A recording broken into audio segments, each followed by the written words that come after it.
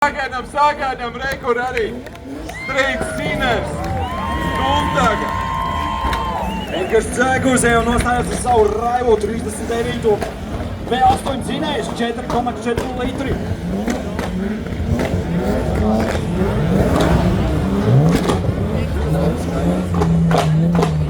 Iedomājieties, ja jūs dzīvot Dundagas rajonā, kāds jums būtu katrs vakars.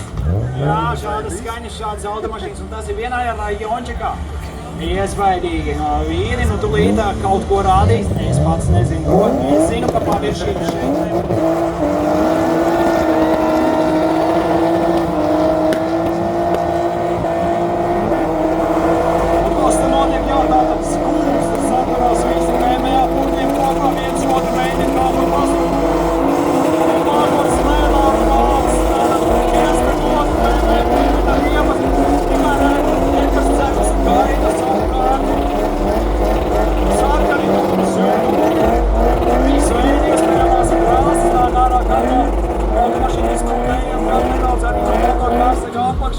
Un visi deg.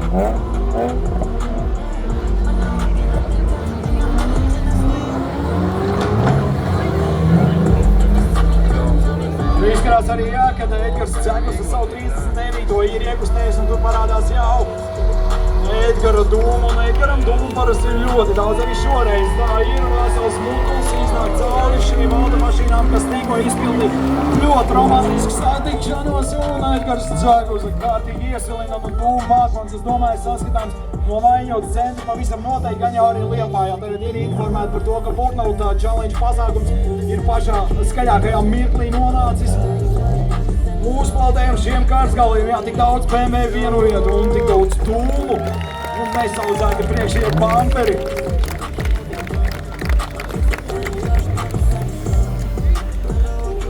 Skaisti tā kā uz izstādi nostājušies, bet diez vai šī būs izstāde. Šī būs dūma izstāde, esiet visi gatavi, visi, kas atrodās žūrijas pusē. Varam pamanīt kādu aizsteni.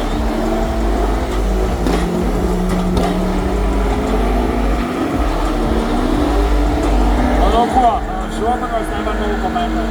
Ir dūma visur, šāvieni ir visur. Liela pagājusi gan ar iemātliekas, gan mūmi. Akmeņi iekšā tikko izšauts rodas.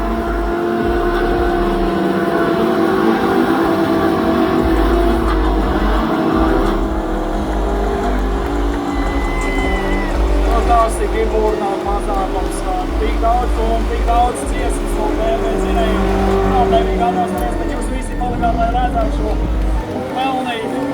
Tur vēl notiek kaut kāda kustība, visi krušķērs apstāšanās galvenais, lai kāds nesāk kāds braukt savādāk. Sākoši bija neizbēkā no Street Sinners dod virsū savā stilā.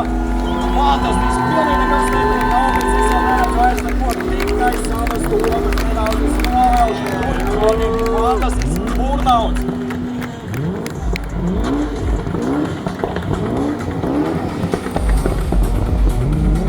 Ko te visi, jā, vadītāji jau pamet savas pīroju vietas, jo tur vairs nav balvu nevienam, ne vadītājiem, ne līdzjutējiem, nekā.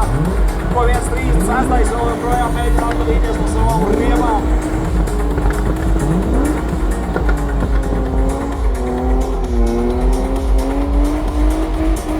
Nu, kādam tas riebs laikam ir vairāk uzplādēm, kas tevis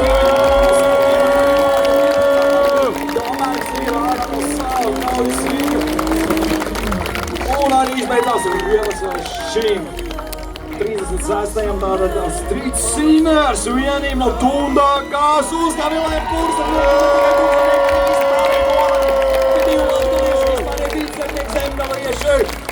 Tas bija kaut kas, jā, tas bija drusku pārsabrāk robežām. Nu bija rīts, kad mana bilde aizklāja tumšs, mākons un mums tas atums izskatījās kā 9:30 vakarā, nevis kā